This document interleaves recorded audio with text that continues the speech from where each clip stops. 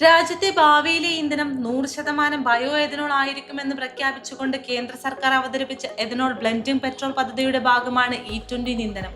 20% എഥനോളും 80% പെട്രോളും ചേർന്ന മിശ്രിതമായ E20 ഇതിനകം കേന്ദ്ര സർക്കാർ രാജ്യവ്യാപകമായി അവതരിപ്പിച്ചു കഴിഞ്ഞു.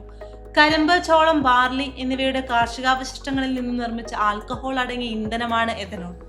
വാഹന മൈലേജ് കുറയ്ക്കുന്നു, പഴയ എഞ്ചിനുകളിൽ തേയ്മാനമുണ്ടാക്കുന്നു എന്നിങ്ങനെ വാഹന ഉടമകളിൽ നിരവധി ആശങ്കകളാണ് ഇതിനകം E20 ഇന്ധനം ഉയർത്തുന്നത്. എന്നാൽ വിമർശനങ്ങളെ കേന്ദ്ര ഗതാഗത ഹൈവേ മന്ത്രി നിതിൻ ഗഡ്കരി തള്ളിക്കളഞ്ഞു. പെട്രോൾ ലോബിയുടെ ഗൂഢാലോചനയാണ് വിമർശനങ്ങൾക്ക് കാരണമെന്ന് മന്ത്രാലയം വ്യക്തമാക്കുകയും ചെയ്തു. E20 ഇന്ധനവുമായി ബന്ധപ്പെട്ട് വാഹന ഉടമകളിലുള്ള പ്രധാന ആശങ്കകൾ എന്തൊക്കെയെന്ന് പരിശോധിക്കാം.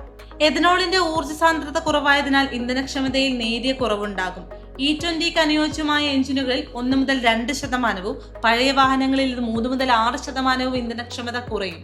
എന്നാൽ എഞ്ചിൻ ട്യൂണിങ്ങിലൂടെ ഇത് പരിഹരിക്കാനാകുമെന്നാണ് പെട്രോളിയം പ്രകൃതിവാതക മന്ത്രാലയം പറയുന്നത്. എഥനോളിന്റെ ഈർപ്പം വലിച്ചെടുക്കാനുള്ള കഴിവ് പെട്രോളിനേക്കാൾ വേഗത്തിൽ വാഹനങ്ങളിൽ തേയ്മാനമുണ്ടാക്കാൻ കാരണമാകും. E20 ഇന്ധനം ഫ്യൂവൽ പമ്പുകൾ, ഇഞ്ചക്ടറുകൾ, റബ്ബർ സീലുകൾ, ഗ്യാസ്കറുകൾ എന്നിവയ്ക്ക് കേടുപാടുകൾ വരുത്തിയേക്കാം. തുരുമ്പ് തടയുന്നതിനുള്ള ഘടകങ്ങൾ ഇതിനകം തന്നെ ഇന്ധനത്തിന്റെ ഭാഗമാണെന്നും സുരക്ഷാ മാനദണ്ഡങ്ങൾ BIS, ഓട്ടോമോട്ടീവ് ഇൻഡസ്ട്രി സ്റ്റാൻഡേർഡ്സ് എന്നിവയിൽ വ്യക്തമായി പറഞ്ഞിട്ടുണ്ടെന്നും മന്ത്രാലയം വിശദീകരിച്ചു. പെട്രോളിൽ എഥനോൾ കലർത്തുന്നത് കാരണം പമ്പുകളിലെ ഇന്ധന വിലയിൽ ഇതുവരെ മാറ്റങ്ങളൊന്നും ഉണ്ടാക്കാൻ സാധിച്ചിട്ടില്ല. ഒരു കാലത്ത് എഥനോളിന് പെട്രോളിനേക്കാൾ വില കുറവായിരുന്നുവെങ്കിലും ഇപ്പോൾ സംഭരണ ചെലവ് വർദ്ധിച്ചുവെന്ന് ഇന്ത്യൻ ഓയിൽ മന്ത്രാലയം തന്നെ വ്യക്തമാക്കുന്നു. എഥനോളിന്റെ നിലവിലെ ശരാശരി വില പെട്രോളിനേക്കാൾ കൂടുതലാണ്.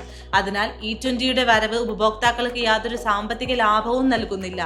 അതുകൊണ്ട് തന്നെ കേന്ദ്ര സർക്കാരിന്റെ E20 പദ്ധതിയുടെ ജനപ്രീതി നിലവിൽ കുറഞ്ഞു വരികയാണ്.